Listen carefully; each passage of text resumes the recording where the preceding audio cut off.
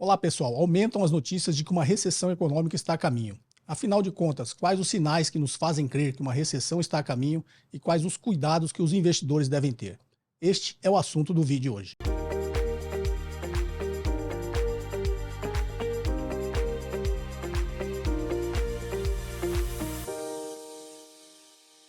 Bem, pessoal, antes de mais nada, se você ainda não é inscrito no canal, inscreva-se e ative as notificações para você ser avisado sempre que eu postar um novo conteúdo. Para conteúdos extras, acesse o meu site josecobori.com.br. Vamos lá então ao assunto de hoje. Um sinal claro de que uma recessão é possível está ligado à concessão de crédito. O aumento da percepção de risco das instituições financeiras faz com que o crédito se contraia, principalmente agora o crédito corporativo, agravado pelo caso das Americanas. Então, as instituições financeiras, vendo aumentar a sua percepção de risco quanto à concessão de crédito para as empresas, dado o nível de alavancagem das mesmas, obviamente isso ficou bastante claro agora com as empresas do varejo, no caso da Americanas, em que, na realidade, uma simples análise de balanço de demonstrações financeiras, isso já era evidente. Obviamente que isso tem, por trás disso, né, fraudes contábeis, mas os bancos, o sistema financeiro sabia que essas empresas estavam extremamente alavancadas, e uma empresa que tem um nível de alavancagem alto, ela tem uma pressão muito grande sobre a sua geração de caixa operacional, e, obviamente, a geração de caixa operacional está ligada a vendas, né? Então, a gente tem agora o que a gente chama de uma tempestade perfeita. Você tem um aumento da taxa de juros, uma taxa de juros muito alta mantida pelo Banco Central, faz com que o crédito à pessoa física, né, se encareça, fica cada vez mais caro. Isso vai, obviamente, diminuir o consumo, né, das pessoas físicas, o consumo das famílias, e o reflexo disso na economia é que as empresas vendem menos, né? A empresa vendendo menos vai gerar muito menos caixa operacional, dado o seu nível de alavancagem, ela começa a sofrer uma pressão sobre o seu caixa muito alta, e isso aumenta muito a percepção de risco, e a tempestade perfeita é que o sistema financeiro vai parar de rolar essas dívidas, né, corporativas, vai parar de conceder o crédito, ou se conceder, vai conceder numa taxa de juros muito alta. Concedendo numa taxa de juros muito alta, aumenta ainda mais a pressão sobre a geração de caixa da empresa, então forma-se esse ciclo vicioso com que faz que várias empresas vão entrar em muitas dificuldades.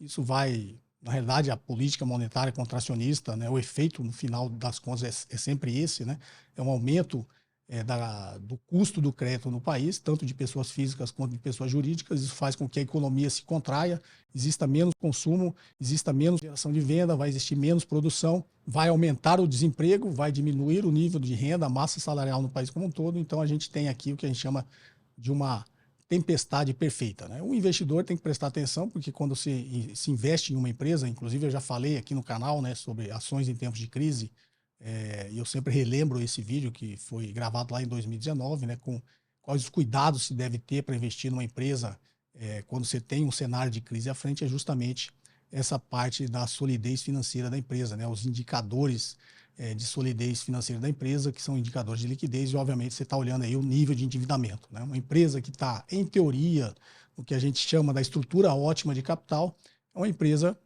como o próprio nome diz, está com uma proporção perfeita entre capital próprio e capital terceiros, e obviamente qualquer instabilidade na economia, ela vai automaticamente estar desenquadrada dessa estrutura ótima, o que faz com que aquela proporção de capital terceiros, que é endividamento, né, comece a ter uma proporção muito maior sobre a estrutura de capital da empresa. Isso faz com que a empresa aumente exponencialmente o seu risco financeiro. Então, os investidores, nesse momento, sendo mais conservadores, eu diria que deveria ver a estrutura ótima de capital agora como um ponto negativo, né? Quando a empresa está exatamente na sua estrutura ótima de capital, qualquer diminuição na sua capacidade de gerar caixa faz com que ela aumente muito o seu risco financeiro.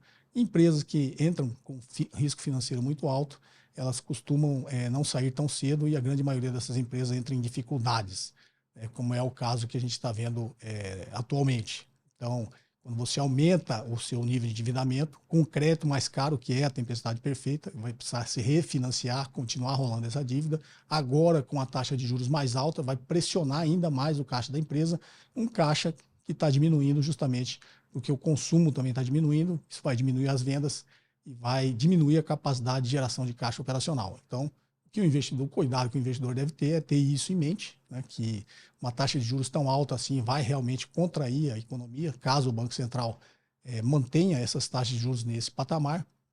o consumo, o crédito vai ficar cada vez mais escasso para as pessoas físicas e para as pessoas jurídicas. E o efeito disso tudo é uma recessão. Então, as notícias de uma recessão econômica a caminho estão aumentando justamente por essa percepção, né, da tempestade perfeita. Taxa de juros alta, contração da economia, contração do crédito, diminuição do consumo, diminuição da renda, da massa salarial, porque é um aumento do desemprego, uma diminuição na produção, porque as empresas não vão produzir, primeiro, porque não tem demanda para vender, segundo, porque o investimento fica muito mais caro, dado agora um custo de capital mais alto, né? Então, quando se olha lá o que a gente chama do WACC, o custo médio ponderado de capital das empresas, tanto o capital próprio quanto o capital terceiros vão aumentar. O capital terceiros, por óbvio, que está ligado à taxa de juros, mas se vocês se lembrarem bem, o custo de capital próprio aumenta porque ele é calculado através do CAPM e ele parte da taxa livre de risco, né? Então, quando o custo de capital terceiros aumenta, o capital próprio aumenta não só porque a fórmula do CAPM faz com que ele aumente, né? Você agora exige um prêmio de risco sobre uma base muito maior, que é o ativo livre de risco, e isso torna mais caro o financiamento das empresas, torna mais caro os investimentos das empresas.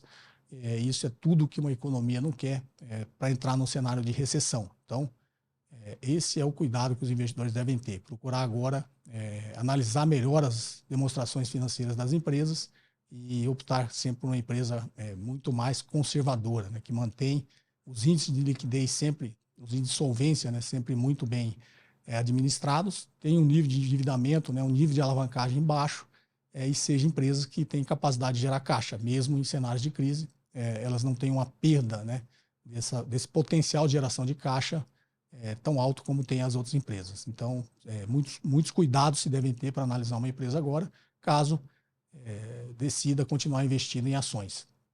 O que também a taxa de juros tira, né, esse ímpeto das ações, por isso que a renda variável costuma sofrer bastante nesse cenário, porque com uma taxa de juros de quase 14% ao ano, dificilmente uma empresa gera um retorno desse de forma consistente, e é por isso que o dinheiro todo migra para a renda fixa. Isso é muito ruim para isso, porque o dinheiro está indo tudo o que a gente chama do rentismo, né, que é quem está ganhando dinheiro com taxa de juros e esse dinheiro não está indo para a produção.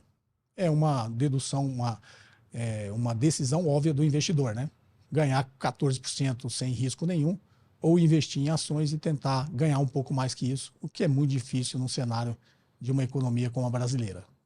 Parece que eu vi um dado aqui que nos últimos 10 anos, né, o CDI rendeu o dobro do que rendeu o Ibovespa. Então isso é um sinal de que há algo de errado na nossa política monetária e o Brasil ser o maior pagador de juros reais no mundo, né? Alguma coisa está errada, isso tem que ser revisto. Não é possível que só o Brasil está certo e o resto do mundo está errado. Então essa é a reflexão de hoje, espero que isso te ajude a ser um investidor melhor.